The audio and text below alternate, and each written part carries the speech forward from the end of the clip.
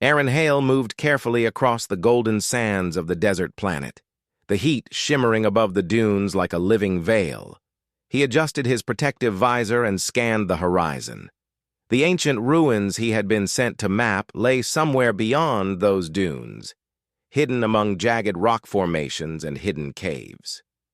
Aaron was a human explorer, sent by the Galactic Survey Corps, and he preferred the solitude of places like this. The desert was harsh, but it had a quiet beauty. It was a place where mistakes were costly, and respect for nature and its dangers was necessary. He had been walking for hours when he saw movement in the distance. A figure struggled near a deep sinkhole, the sand around her shifting and threatening to give way. He squinted through the bright light and realized it was a woman. She was fighting to climb out, her hands slipping on the loose sand. Without hesitation, Aaron sprinted toward her. Every instinct in him screamed caution, but he could not let her fall.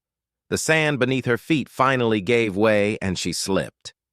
Aaron reached out, grabbing her wrist just in time. She let out a gasp of air mixed with fear and surprise. The sinkhole was deeper than he thought, and debris began to tumble down toward them. Aaron grabbed a nearby sturdy branch and used it as a lever, trying to pull her up. The woman's strength was fading, and the sand threatened to swallow her entirely. He focused every ounce of his energy on holding her. Finally, after what felt like an eternity, he heaved her onto solid ground. Both of them lay there, panting. Her chest rose and fell quickly, and Aaron checked to make sure she was breathing normally. The sun blazed overhead, but he barely noticed. "Are you okay?" he asked, his voice hoarse. She opened her eyes slowly and looked at him. Her gaze was sharp, intelligent, and strong, but there was also a hint of vulnerability. I think so," she said, her voice trembling slightly. She tried to rise, but he gently pushed her back. "Stay down. You almost didn't make it."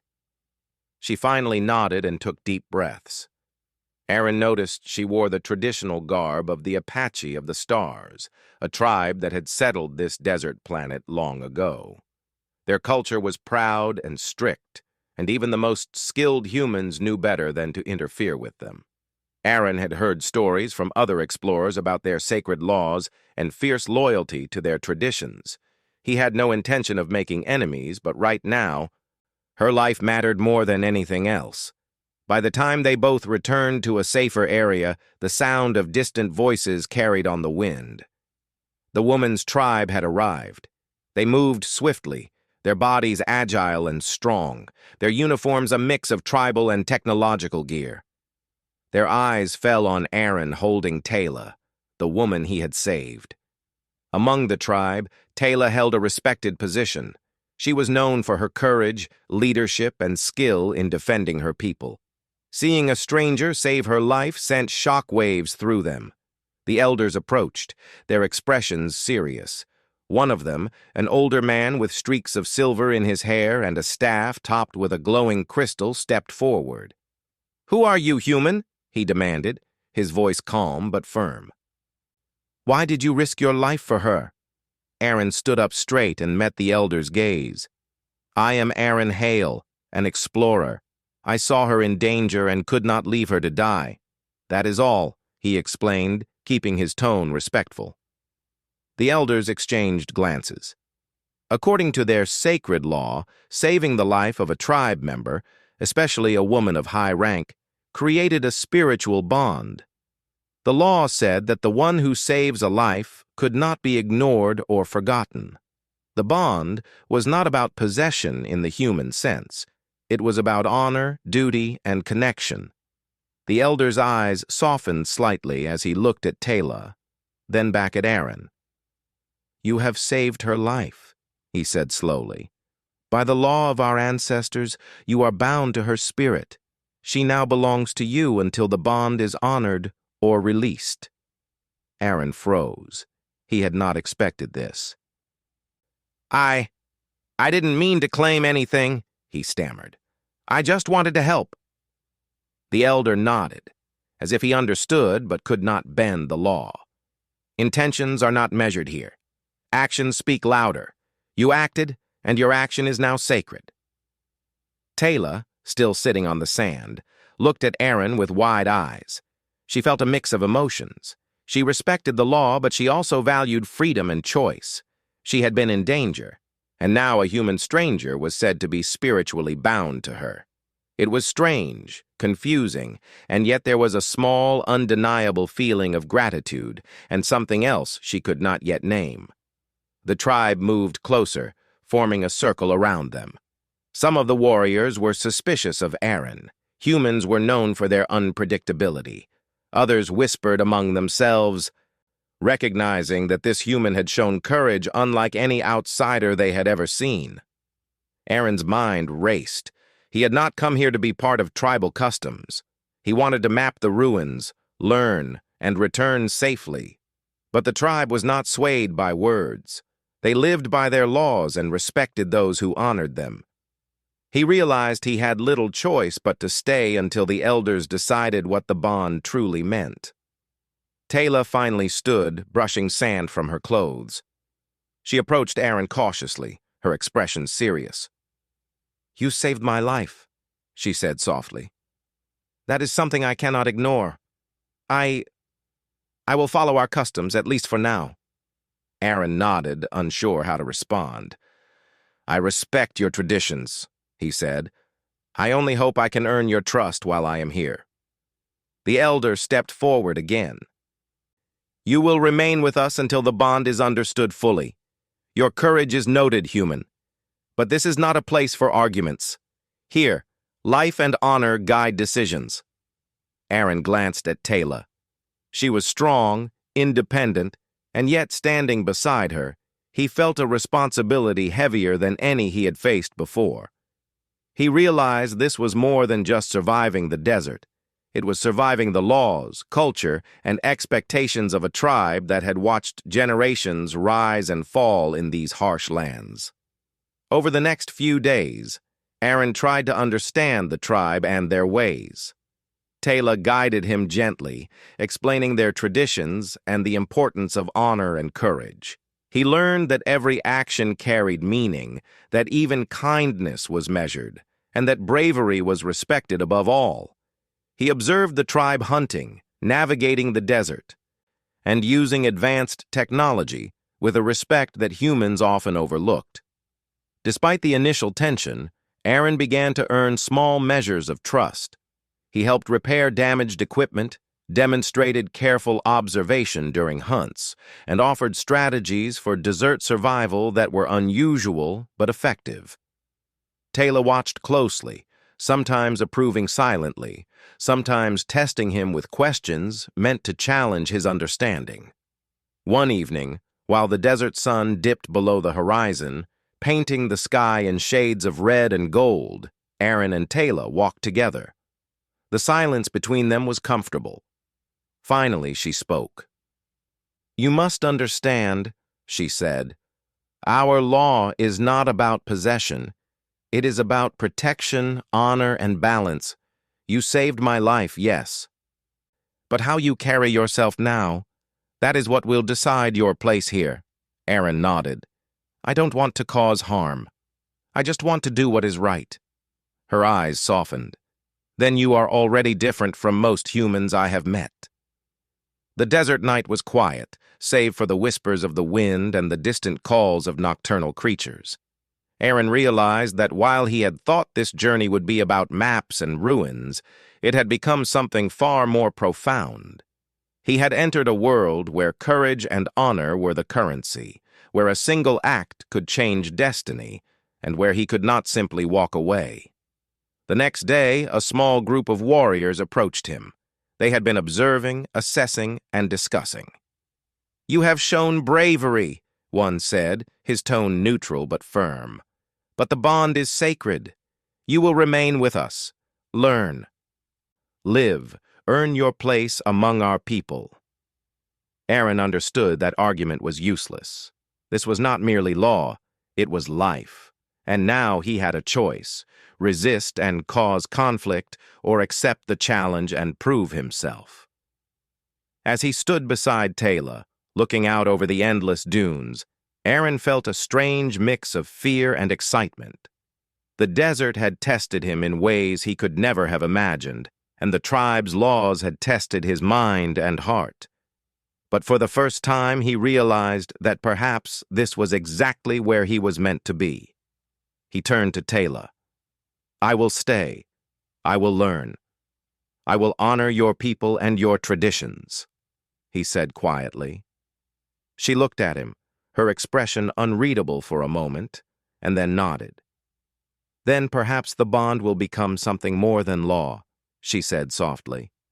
Aaron did not know what the future held, but for now, he had survived the desert, saved a life, and stepped into a world far larger and more complex than he had ever imagined. And somewhere deep inside, he felt the first stirrings of a connection he could not yet name, a bond that was growing stronger with every moment he spent among these people. The night sky stretched endlessly above, filled with stars, and the desert whispered around them. Aaron and Taylor sat together, watching the horizon. The trials of the coming days would test them both, but one truth had already begun to take root. Sometimes a single act of courage could change everything, and in the desert of the stars, nothing would ever be the same again. The next morning, Aaron woke to the soft light of the desert sun spilling over the dunes. The air was dry, but the wind carried a hint of something he could not name, a sense of expectancy, as if the entire tribe was watching, waiting to see what he would do next. Taylor was already awake, standing at the edge of the camp, looking out over the golden sands with a calm but thoughtful expression. She turned as he approached, and a small smile crossed her face. "You slept well?" she said. "I think I did," Aaron replied, rubbing his eyes. "But I know the tribe will be watching. I need to prove myself not just to them, but to you." Taylor raised an eyebrow. "Do not worry. Actions speak louder than words. You have already shown courage. What comes next is how you carry yourself, how you live among us." Aaron nodded, understanding that the next days would be a test in more ways than one. The elders had not yet fully decided what the bond meant, and the warriors continued to watch him closely. Every step he took, every word he spoke would be noticed. But Aaron did not feel fear. He felt determination and, strangely, a growing respect for the people he had almost unknowingly entered into a sacred law with. Their first real challenge came sooner than expected. As the sun rose higher in the sky, a distant rumble echoed across the dunes. Aaron's hand went instinctively to his belt, where he carried a small energy rifle. Taylor's eyes narrowed as she listened.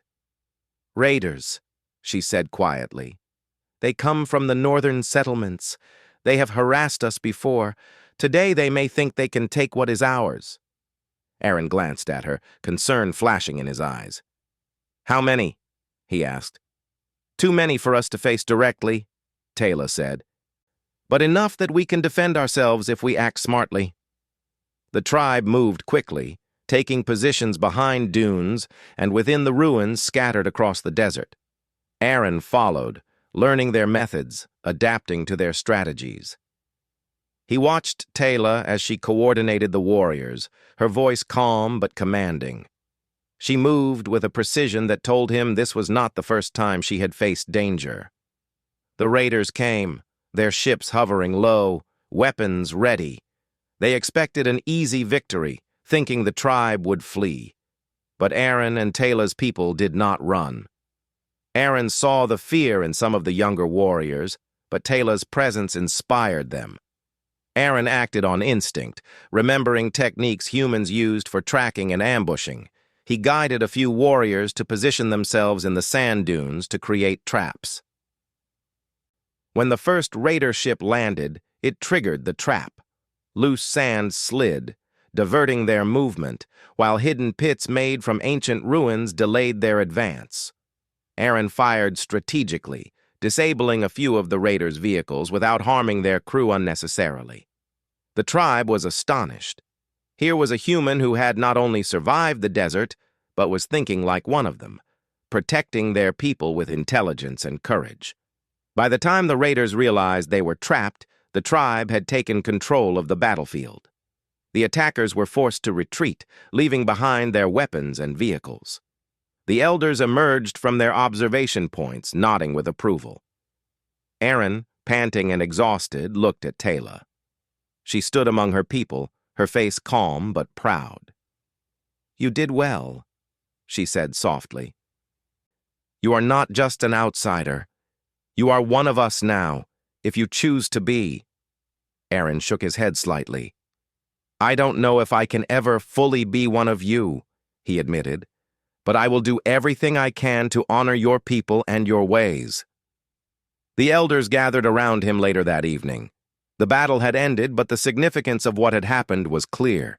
Saving Taylor had brought him into a bond by law, but saving the tribe alongside her had brought him into their hearts.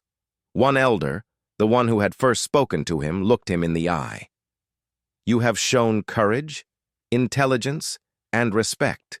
You did not seek power or reward. You acted to protect life as our law demands. You are now more than a visitor. You are part of us."